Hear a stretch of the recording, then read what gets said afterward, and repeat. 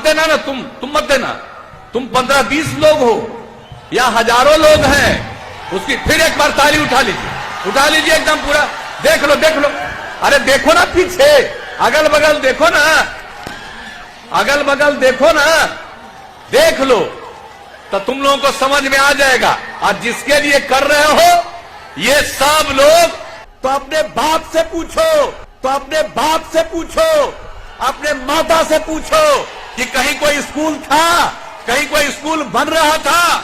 राज करने का मौका मिला, राज करके ग्रहण करते रहे और अंदर चले गए तो पत्नी को बैठा दिया गद्दी पर।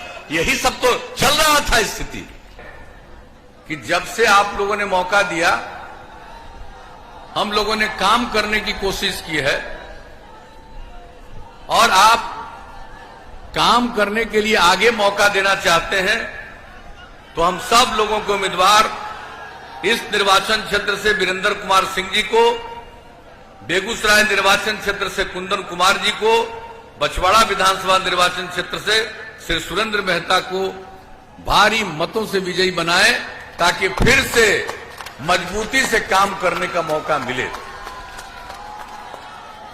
मैं तो आपके बीच में अनेकों बार अपनी बात रख चुका हूं। जब से काम करने का मौका हम लोगों को मिला, तो हम लोगों ने तो काम किया है। और हम लोगों के पहले कौन सा काम हो रहा था, आप सबको मालूम है। शाम होते होते कोई घर से बाहर निकलने की हिम्मत करता था? क्या बुरा हाल था पूरे बिहार का, वही हाल सब जगह का था। और जिस प्रकार से न पढ़ाई का इंतजाम, न इलाज का इंतजाम, न आने जाने का इंतजाम, यानी अपराध की घटनाएं घटती थी, सामूहिक नरसंहार की अनेक घटनाएं, सांप्रदायिक दंगा, कितने लोगों का अपहरण, क्या नहीं होता था। और बिहार के कितने व्यापारी बिहार छोड़कर भागने को मजबूर हुए थे, कितने हमारे डॉक्टर और चिकित्सक थे, वो कैसे यहां छोड़ करके बाहर जाने को मजबूर होते थे। तो ये सब स्थिति को देखते हुए ही बिहार के लोगों ने हम लोगों को काम करने का मौका दिया। और हम लोगों ने क्या तय किया कि न्याय के साथ विकास होगा।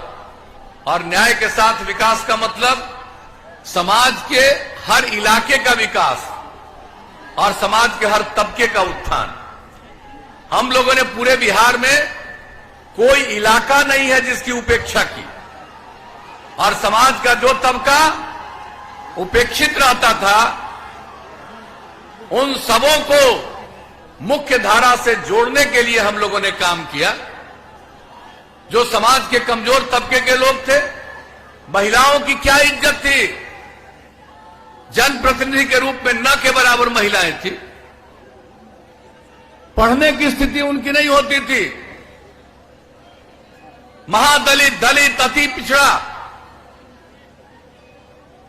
सब लोगों का क्या हाल था, आदिवासी समाज के लोगों का, अल्पसंख्यक समुदाय के लोगों का क्या हाल था। ये सब लोगों को मुख्य धारा से जोड़ने के लिए हम लोगों ने विशेष पहल किया। जब पहली बार मौका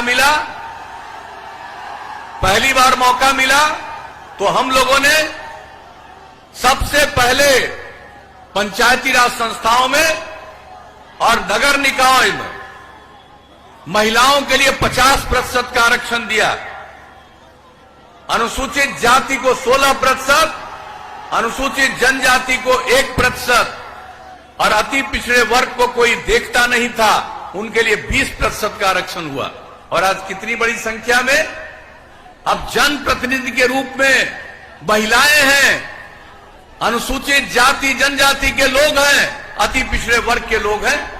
अब कोई उनकी उपेक्षा नहीं कर सकता है, अब सबको इज्जत मिल रही है। तो जो काम करने का मौका मिला तो हम लोगों ने ये काम किया। और आप देख रहे हैं कि 3 बार से चुनाव हो गया, अब महिलाएं कितनी जागृत हैं, पढ़ने के लिए क्या सुविधा, पोशाक योजना, साइकिल योजना। लड़कियां कहीं साइकिल नहीं चलाती थी, जब साइकिल योजना की शुरुआत हुई लड़कियों में कितना आत्मविश्वास आया और किस तरह से लड़कियां स्कूल जाने लगी, हाई स्कूल जाने लगी। और जब लड़कों ने भी मांग किया, हमने लड़कों के लिए भी साइकिल योजना शुरू कर दी, तो आप जरा समझ लीजिए लड़कियों की संख्या मैट्रिक में बहुत कम थी। 1,70,000 9वीं क्लास में पूरे बिहार में, और अब लड़के और लड़कियों की संख्या बराबर हो गई। आज ये स्थिति है। और अभी जो मैट्रिक की परीक्षा हुई, उस मैट्रिक की परीक्षा में लड़की लड़कों से भी थोड़ा ज्यादा हो गई। तो आप सोच लीजिए कितना बड़ा परिवर्तन आया है। और एक बात जान लीजिए, महिला और पुरुष मिलकर काम करेंगे तभी समाज आगे बढ़ेगा। और पहले क्यों उपेक्षा किया, लोगों को मौका मिला अंदर चले गए, तो पत्नी को तो मुख्यमंत्री बना दिया, लेकिन बाकी महिलाओं के लिए कोई काम क्यों नहीं किया। और जब आप लोगों ने मौका दिया तो हम लोगों ने काम किया। और उसके अलावे आप समझ लीजिए किस तरह से शिक्षा के क्षेत्र में और इसके बाद जो काम हुआ है, आप देख रहे हैं जो जीविका समूह का गठन हुआ, कितनी बड़ी संख्या में अब महिलाएं जीविका समूह से जुड़ी हैं। 1,20,00,000 महिलाएं, और उनमें कितनी जागृति आई है। तो समाज को आगे बढ़ाने में इतनी बड़ी भूमिका, और सबके लिए कल्याण का काम, सबके उत्थान का काम हम लोग करते रहे। क्या हाल था अपराध का, और आपको आज मालूम है कि अपराध के आंकड़े किस प्रकार के हो गए।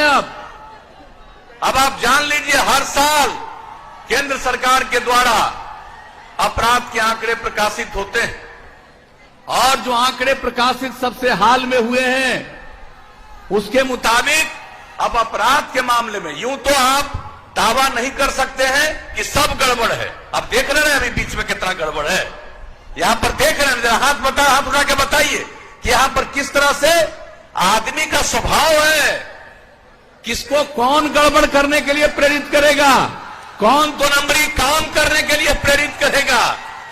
तो कुछ लोगों का तो स्वभाव ऐसा ही है, तो वो तो गड़बड़ करेगा ही। लेकिन इन सब चीजों के बावजूद अब अपराध के मामले में इतनी बड़ी आबादी का राज्य, अब बिहार पहुंच गया 23वें नंबर पर, और राज्य की आमदनी देश के अन्य राज्यों की तुलना से भी अधिक, हर साल 12.8% की वृद्धि, प्रति व्यक्ति आय में 10.5% की वृद्धि। तो जब भी मौका दिया एक एक काम।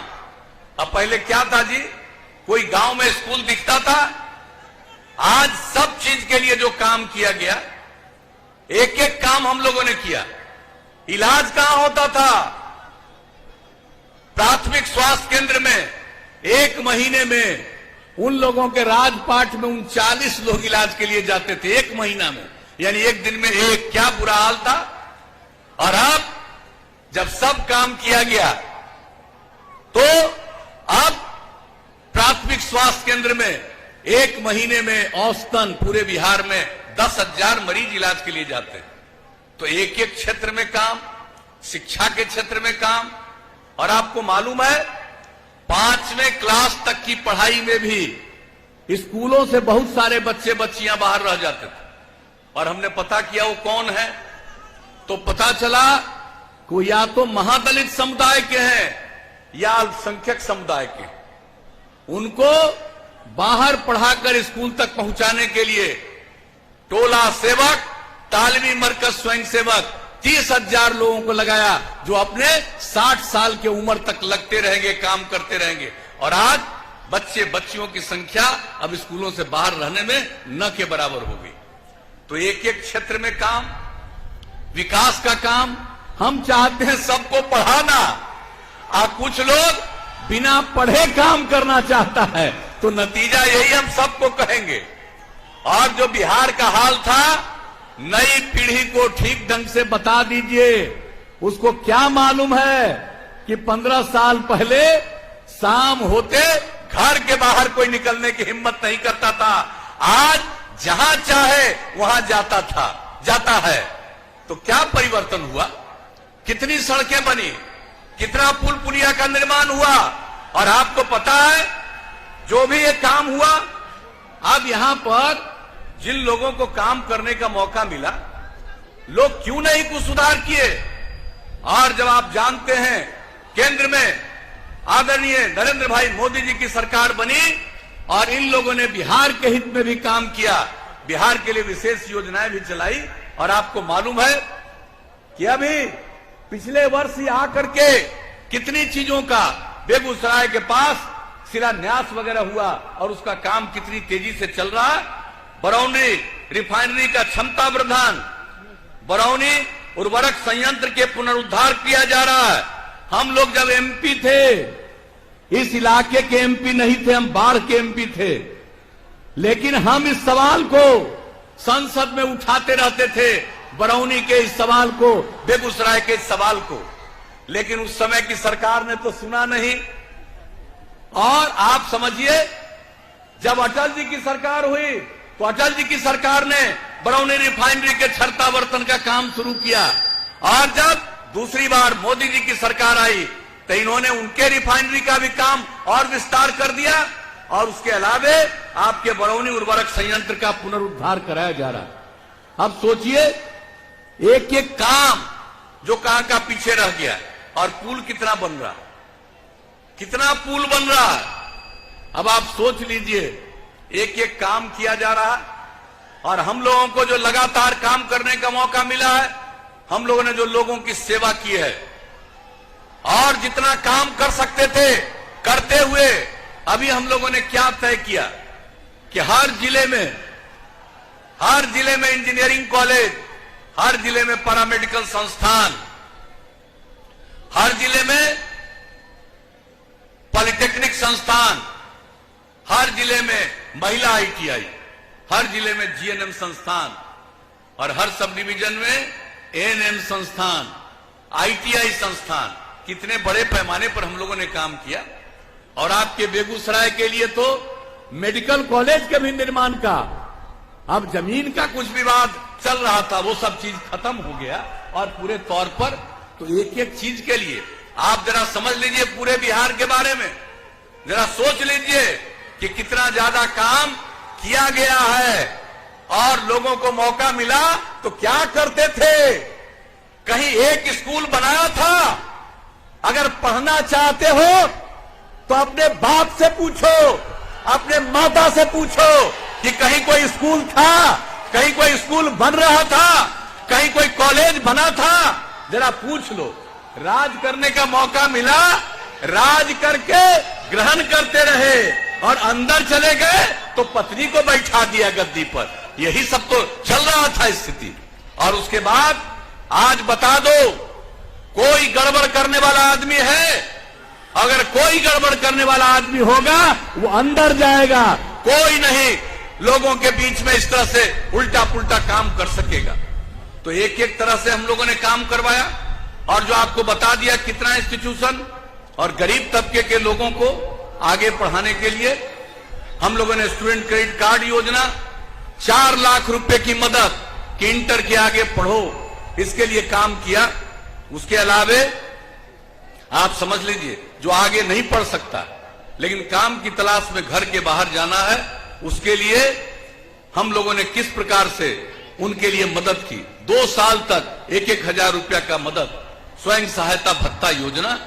और सभी बच्चों को, बच्चियों को, अगर वो कोई काम करेगा तो उसके लिए जरूरी है कि वो कंप्यूटर पर काम करना जाने। उसके लिए हम लोगों ने जो काम करना सिखाया है, 10 लाख युवक युवतियों ने उसकी ट्रेनिंग ली है।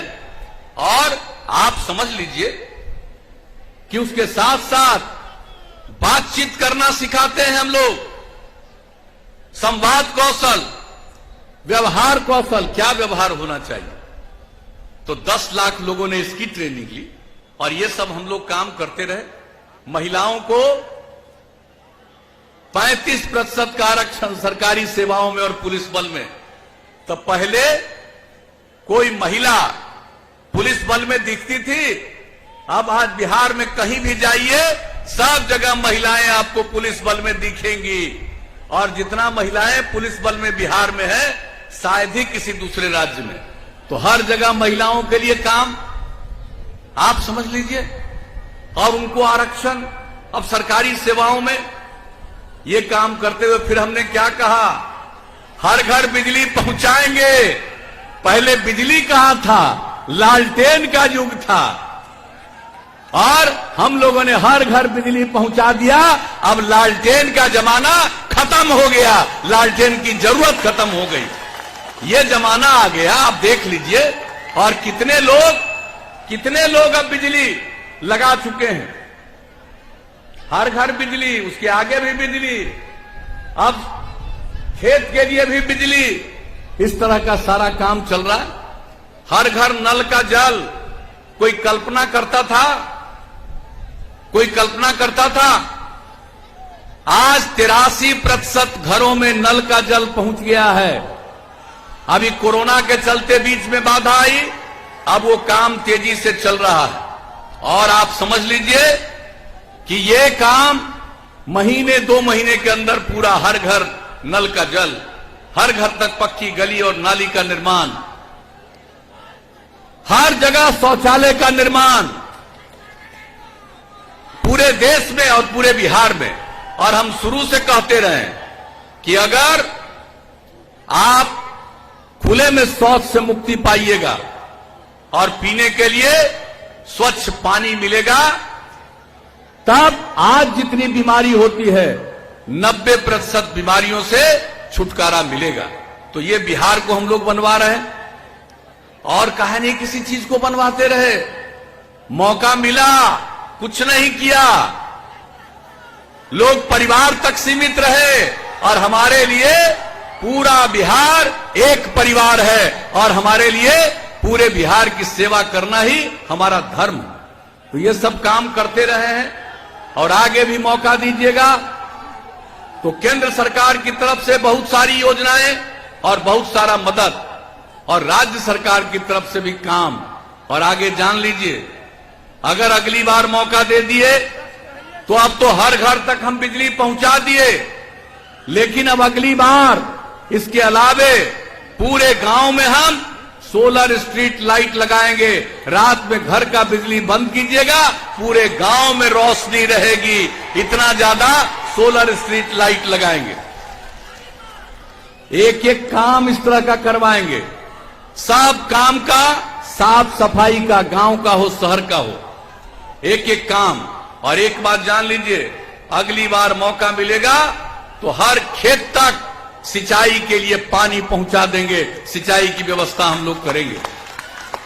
और अगर इसके आगे मौका मिला, अब तक तो लगभग हर घर को सड़क से जोड़ चुके हैं, अब इसके बाद मौका मिलेगा तो फिर हम कई गांवों को जोड़ते हुए कोई और महत्वपूर्ण सड़क की तरफ ले जाने के लिए, महत्वपूर्ण स्थान की तरफ ले जाने के लिए हम लोग और नई सड़कों का निर्माण कराएंगे और सभी सड़कों का पुनरीक्षण करेंगे।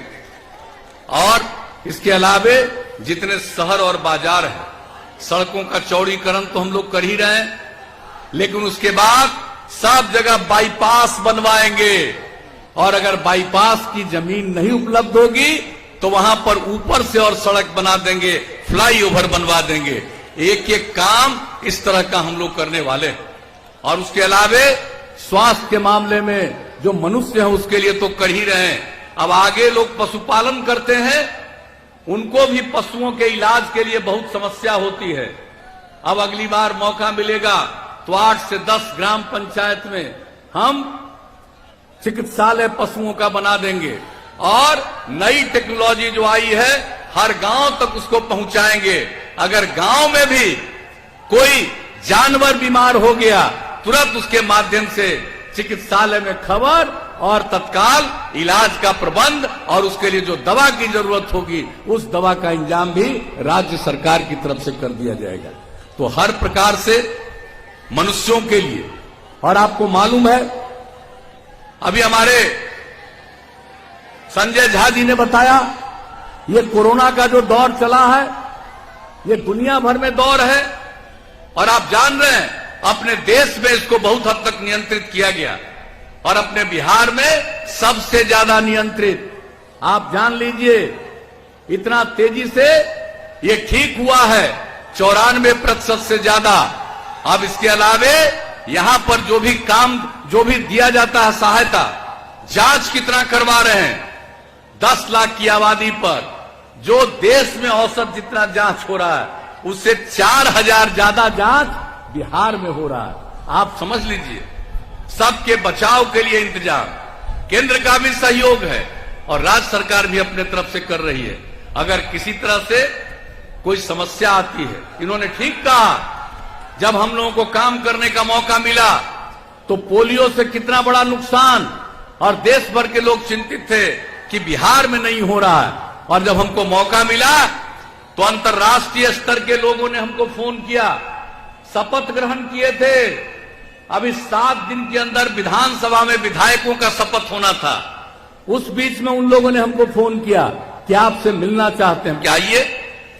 और उन लोगों ने जो बताया, हमने आश्वस्त किया कि यहां पर जो करेंगे पल्स पोलियो अभियान, और जो बिहार का पल्स पोलियो अभियान चला, वो कितना शानदार अभियान चला, और पोलियो से मुक्ति मिल गई। और हम जब दूसरी जगह पर गए तो लोगों ने हमसे पूछा, आप बताइए कैसे चलाए बिहार में पल्स पोलियो अभियान। तो एक एक काम, और अभी पर्यावरण के संरक्षण के लिए जो जल जीवन हरियाली अभियान चलाए हैं, कितने बड़े पैमाने पर तालाब, पोखर, आहर, पानी, सबका संरक्षण, सोख्ता का निर्माण, एक एक काम जो करवा रहे हैं हम लोग। और जब हम लोगों ने कहा पर्यावरण भी जरूरी है, पर्यावरण की रक्षा करना जरूरी है, हम लोगों के राष्ट्रपिता बापू ने क्या कहा? बापू ने कहा कि देखो, ये धरती लोगों की जरूरत को पूरा करने में सक्षम है, लेकिन लोगों के लालच को पूरा करने में सक्षम नहीं है। और इसलिए जो पर्यावरण के संरक्षण के लिए हम लोगों ने काम किया, और आप लोगों में से भी बहुत लोग शामिल हुए, आप जरा सोच लीजिए, उसके लिए जो हम लोगों ने मानव श्रृंखला बनाई, आज तक दुनिया में कहीं इतनी बड़ी मानव श्रृंखला बनी है। 5 करोड़ 16 लाख से ज्यादा लोग जल जीवन हरियाली अभियान के अंतर्गत पर्यावरण के पक्ष में मानव श्रृंखला में शामिल हुए, और इसकी चर्चा धीरे धीरे अंतर्राष्ट्रीय स्तर पर इतनी हुई कि अभी जो पिछले महीना का 24 तारीख है, यूनाइटेड नेशन से मुझको पत्र आया। उन लोगों ने अनुरोध किया कि यूनाइटेड नेशंस की एक मीटिंग में आप वीडियो कॉन्फ्रेंसिंग की तरफ से ही आपने जो बिहार में किया है, इसके लिए अपनी बात रखिए। वो भी हमको कहने का मौका मिला।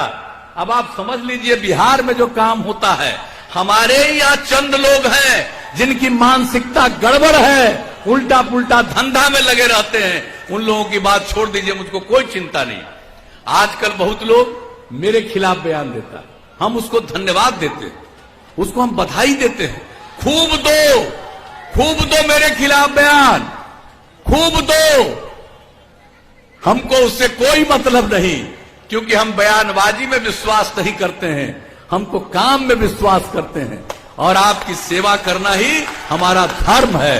इसको छोड़ करके कोई काम नहीं।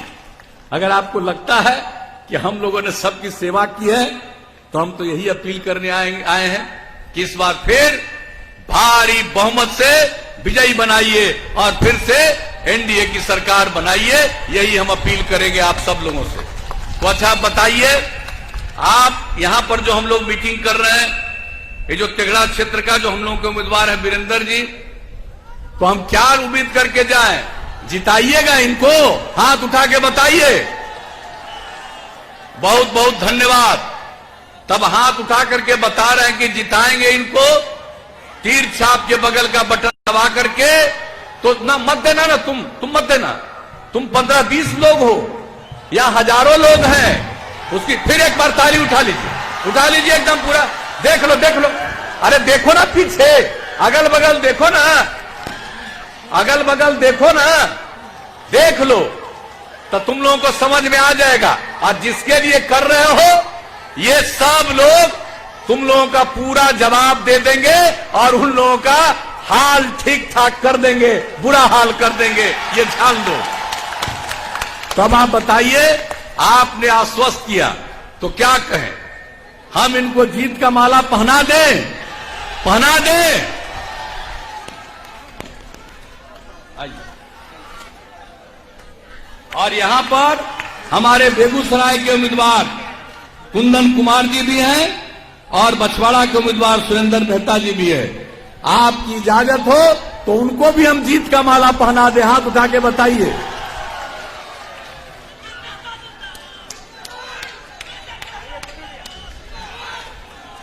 तो सब आप लोगों के की सहमति से हमने माल्यार्पण कर दिया। अब आपका ये फर्ज बनता है कि 3 तारीख को अगले महीने जो चुनाव है, एकदम एक एक वोट अपना दीजिए। और जितनी हमारी बहनें बैठी हुई हैं, हम इनको यही कहेंगे कि पहले मतदान तब जलपान। पहले निकल करके पहले वोट डालिए और तब इसके बाद जलपान हो। और अपने घर के तमाम लोगों को कह दीजिए, जाओ वोट दे करके आओ, तब तुमको खाना खिलाएंगे। और तब देखिएगा सब भारी संख्या में लोग मतदान करेंगे और जनता की जो इच्छा है उसी के मुताबिक परिणाम होगा। और जो आपने आश्वस्त किया है, मैं आपको आश्वस्त करता हूं, अगर फिर मौका मिला तो आपकी सेवा हम लोग इतना करेंगे कि बिहार नई ऊंचाइयों को प्राप्त करेगा और आगे बढ़ेगा। इन्हीं शब्दों के साथ मैं आप सब लोगों को हृदय से धन्यवाद देता हूं, आपका अभिनंदन करता हूं। और इसके आगे अभी हमको और कार्यक्रम में जाना है, वहां जाने की मैं अनुमति चाहता हूं।